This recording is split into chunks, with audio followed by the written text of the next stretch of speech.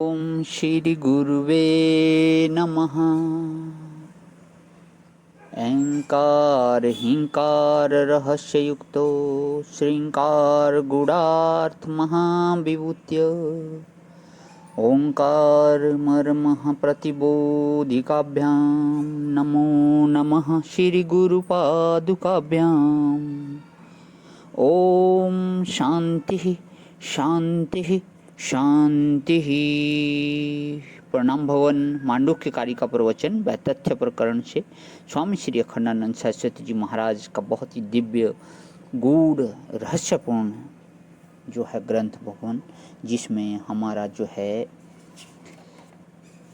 परमार्थ क्या है भाग 3 की व्याख्या चल रही है। और स्वामी जी बता रहे थे कि समझने की चेष्टा किसको करना। एकम एव अद्वितीयम, देखो एक भी कहा, ही भी कहा और अद्वितीय भी कहा। एक भी कहा और अद्वितीय भी कहा। खाली एकम बोल देते, बोले कि नहीं एकम एव सिर्फ एक और वह भी अद्वितीय। यह 3 बात कहने से क्या हुआ। एक माने एक है, उसका कोई विजातीय नहीं है। जब कोई आदमी कहे कि यह आदमी अकेला है तो मतलब उसके पास स्त्री नहीं है, घर में पत्नी नहीं है, एव अकेला ही है। इसका मतलब है कि माँ बाप बच्चे भाई बहन कोई नहीं है। अरे भाई अद्वितीय है माने ब्याह ही नहीं हुआ, कभी सद्वितीय हुआ ही नहीं। तो जैसे मनुष्य का सजातीय है, पशु विजातीय है, तो दूसरा मनुष्य घर में नहीं है, यह तो सजातीय का निषेध हुआ। और घर में कुत्ता भी नहीं है, यह विजातीय का निषेध हुआ। और यह हाथ पांव आदि का भेद स्वागत भेद है। तो नारायण पर ब्रह्म परमात्मा एकम एव अद्वितीयम है। इसका अर्थ है कि उसमें प्रकृति परमाणु आदि जड़ पदार्थ जो हैं नहीं हैं, और सजातीय जीव ईश्वर आदि भिन्न भिन्न चेतन नहीं हैं। और अद्वितीयम अर्थात वह परिणाम आदि को कभी प्राप्त नहीं होता है, ज्यों का त्यों है, ऐसा यह परमात्मा है। इदम सर्वम यत अयम आत्मा, अरे बाबा यह सब जो कुछ दिखाई पड़ रहा है सो आत्मा है। तो इन सब श्रुतियों से द्वैत का असत्य सिद्ध होता है। अब जरा युक्तियों की चर्चा करते हैं, क्योंकि गौड़पादाचार्य का यह जो श्लोक है यदि उपनिषद का ना माने तो तर्क संगत नहीं। श्रीमद् भागवत में इस अर्थ का प्रतिपादन करने के लिए अनेक प्रसंग हैं, जिसमें से एक प्रसंग दिया हुआ है भगवान 12-11-1। बुद्धो मुक्त इति व्याख्या गुणतो में न वस्तुतः गुणस्य मात्रा मूलत्वात् न में मोक्षो न बंधनम।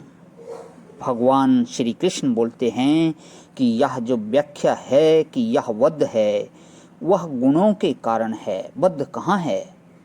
अरे अपने हाथ से ही तो चोटी बांधते हैं, गांठ लगाई और कर्तव्य का बंधन आया। यह गांठ लगाना माने कर्तव्य का बंधन।